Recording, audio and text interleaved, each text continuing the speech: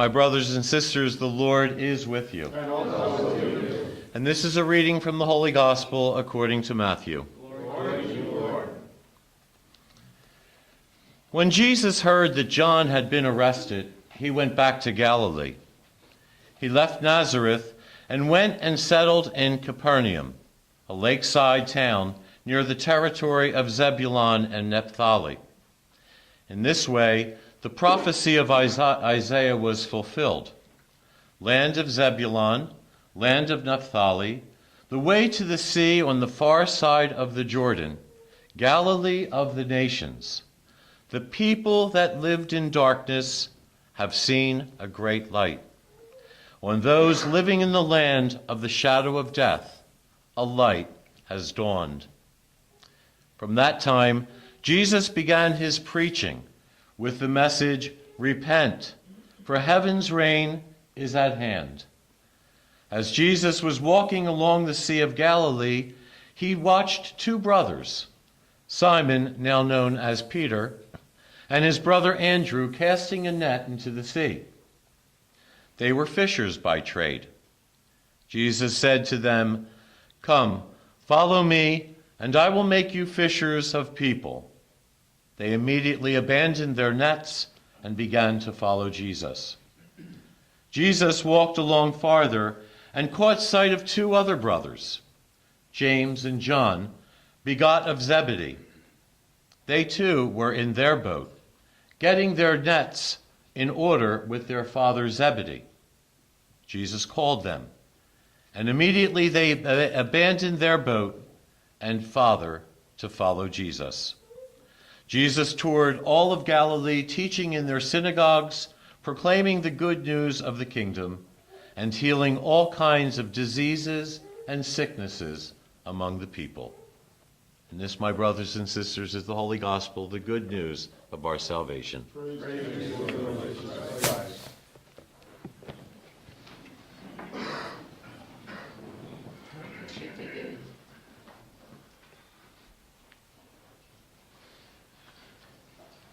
Good morning. Good morning, Father. Today we hear the story of the call of the first disciples, the first apostles, Peter and James and John and Andrew. And we listen to this story and we say how quick they responded to to Jesus' message. Offer, come follow me, and I will make you fishers of humankind. Some scholars believe that these individuals were already disciples of John the Baptist, and John the Baptist, now having been placed in prison, were waiting for the Messiah to come. And when Jesus shows up on the scene and following John and listening to his words, especially at the Jordan River, "Behold the Lamb of God. I saw the dove descend from heaven and rest upon one whom I had been told would be the Messiah." And so these individuals were more or less primed and waiting for that invitation. Their hearts and their minds were already ready to make that transition of leaving everything behind in one fell swoop and to follow Jesus down the road. None of them knew exactly where Jesus was going to lead them. But they were willing to follow Jesus because of the call. In the 1950s and 60s, we saw a very large surge of individuals entering convents and monasteries and in seminaries. And in little neighborhoods, Italian neighborhoods, we would talk about Maria Ciccolini. And, she's going to go into the convent. I knew she had the call. And, it was like one of those things that you understood was part and parcel of that community. And so Maria, she went into the sisterhood, or Angelo Traccarelli, he went into the priesthood, whatever it might be. But we knew they had a call. And I liken it to say, well, it wasn't like, one day you're home and all of a sudden the phone rings, hello, this is Jesus, I want you to become, oh, Ma, I got the call. It's not like waiting for the publisher's clearinghouse to show up at the door with the big check and the flowers and all that stuff. But what does it mean to have a call? What does it mean to respond to the call, more or less?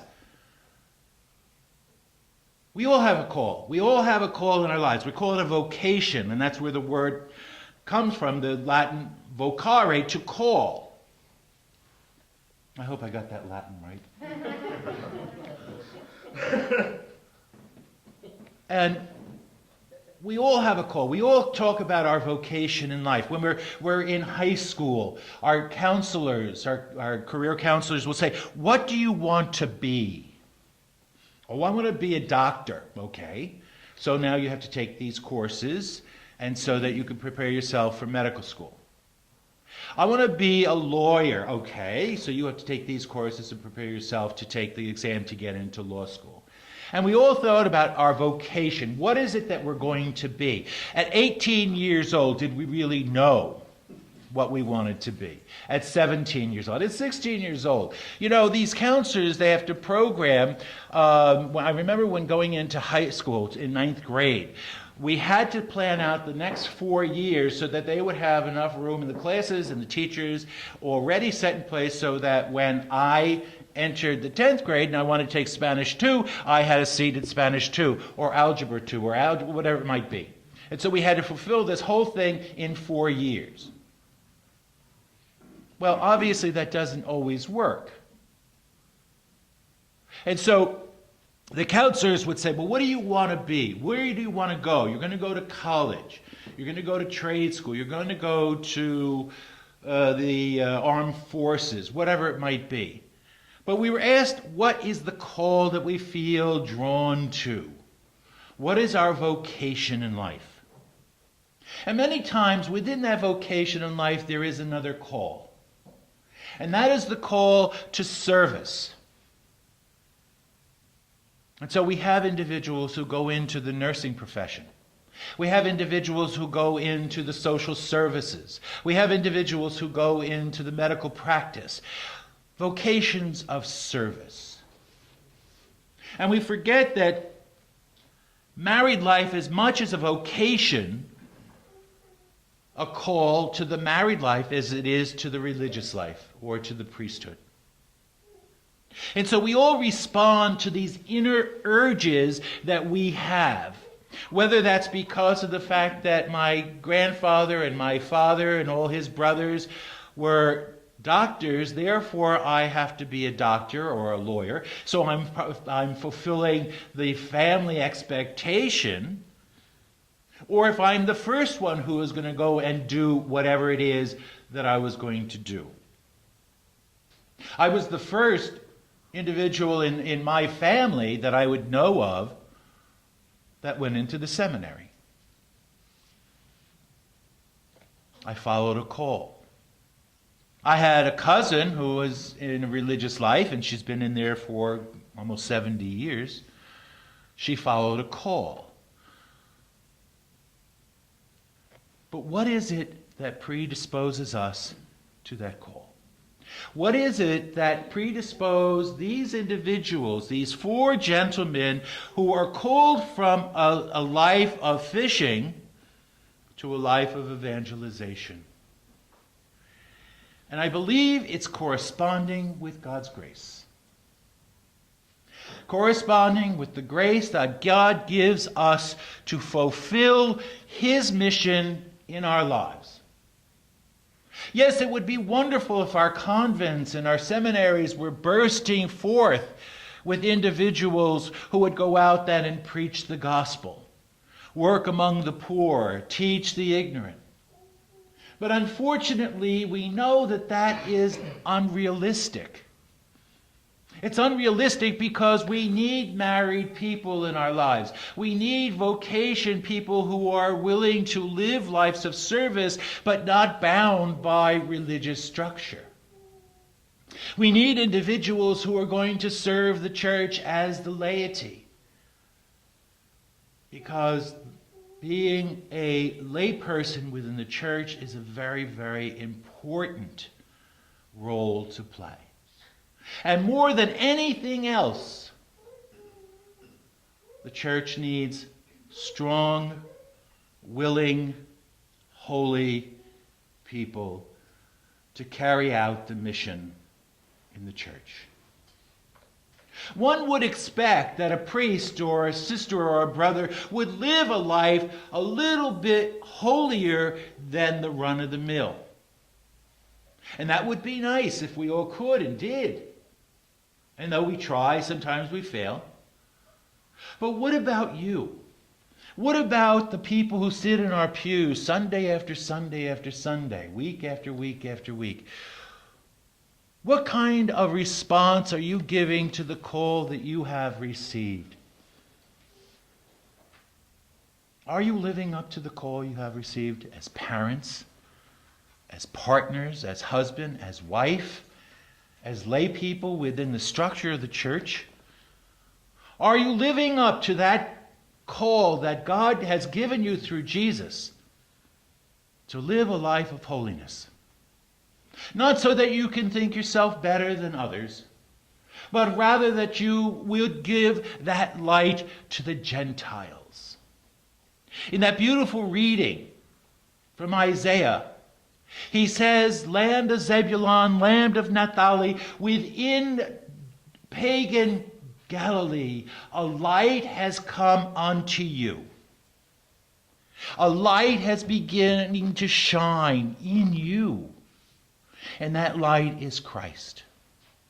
Here again in the gospel story, we hear those beautiful words once again repeated in this gospel story. Land of Zebulun, land of Naphtali, the way to the sea on the far side of the Jordan. A light has begun to shine in you. Well, where is that light today? Where is that light today as we look about us in Fort Lauderdale, in Miami, in Pompano, and wherever we may reside? Yesterday I read in the paper that Archbishop Thomas Wensky is going to consecrate on the 17th of March the city of Fort Lauderdale. And he's going to consecrate the city of Fort Lauderdale right here at St. Anthony's Church, just several blocks from us. What does that mean?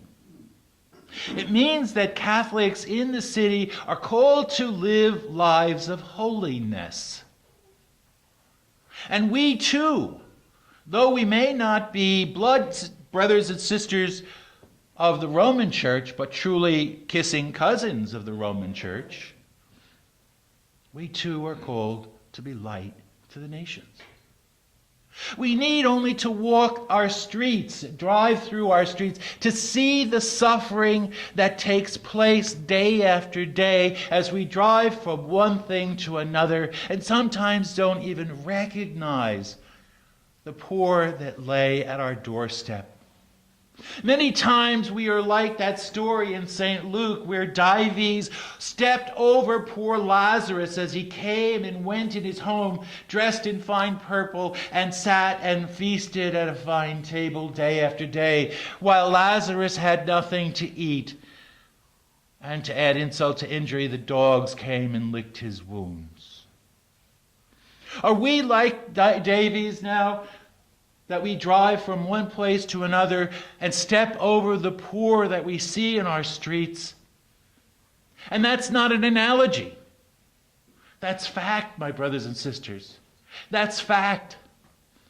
Go down here to the corner in an early morning ride and see the number of homeless that lay on our streets trying to keep warm in this unusual cold, trying to be fed from the kindness of others, trying to eke out an existence in a harsh society. We are called. But being called is only half the story. What is our response? What is our response to the needs of others in our lives? Yes, we need holy men and women. We need people like Pope Francis who's showing us the way, not by teaching and standing up and preaching, but by example. And we need to be examples to one another to strengthen it. If I can do it, you can do it. And if you can do it, somebody else can do it. And if we can all do it, we can make a difference in our society. So often we think we have to change the world. Well, how about just changing our little part of the world first? I think that probably would be enough work for us to undertake right now. Let us begin to change our little part of the world, maybe in our relationships with one another, with other people. Maybe to attend some kind of social gathering to see what we can do to alleviate the plight of the poor and the homeless on our streets. Some people say that the worst thing you could do is to give money to a homeless person. And I may believe that's true. But that doesn't excuse us from the responsibility that we have as Christians. And so as we listen to this beautiful story of Cole, let us remember that song that we have sung so often in our church. Here I am, Lord. I have come to do your will. Is that just lip service? As Jesus said to some people, they give me lip service, but their hearts are far from me. Or are we convinced that that is what we should do? Here I am, Lord. I've come to do your will.